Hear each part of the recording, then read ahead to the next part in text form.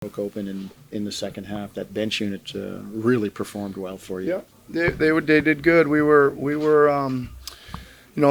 give them credit. Atlanta was playing good. We were having a hard time scoring. We were having a hard time getting into some coverages that could make it tough on them. And second unit came in and did a great job. They took a big deficit to a really big lead. And we needed all of it there in the end.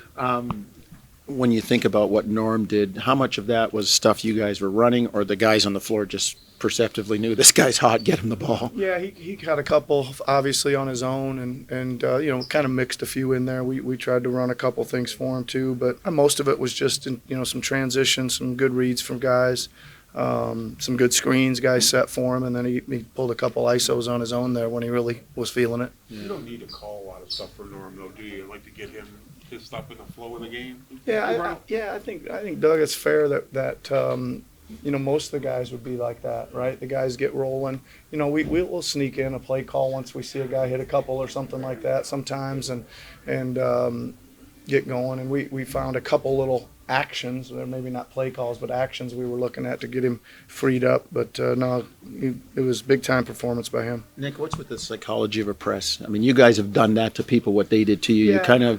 It kind of swings the tide. I mean, I'm sure you guys practice against it too. It's not something you haven't seen before. We don't practice it that much, Jonesy. To be honest with you. And again, we didn't have maybe the right crew in there to face it, and then I think I think the beginning of it's always the key component, right? Can you break it right off the bat? Can you attack it and go down and get it a layup or something? And we didn't. The first couple were really turned them over quickly into layups, and then it's really revved up, and the building's revved up, and all that kind of stuff. We didn't do a very good job with it. We'll have to certainly organize ourselves a little better for the next time we see that. You went back to Fred there instead of Kyle in those last 3 minutes, just for what went into that thought? Well, I was trying. Kyle's he doesn't really like when he has a real long stretch out.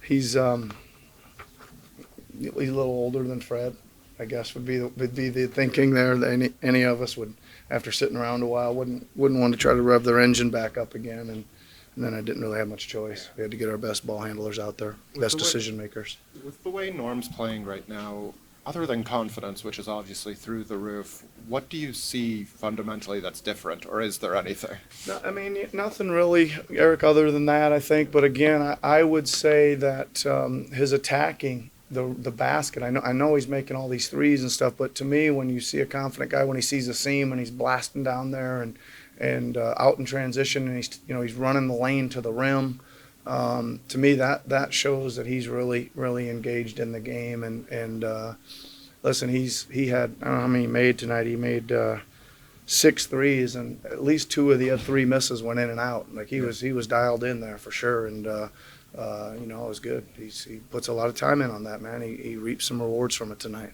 Coach, you threw a lot of different things at Trae Young tonight, but he still managed to get over 40 points. But you made him work. But was there anything different you think you guys could have done, or did you just get hot? Yeah, no, he wasn't hot. I think the hardest part of it, he shot 21 free throws, right? I mean, we seemed to bump him a little too much and hit him here and there. So that was the biggest problem. I thought he did a great job finding their guys. I think the 15 assists were equally as good. He was really, zinging some passes out, especially in the first half to guys that were knocking shots down.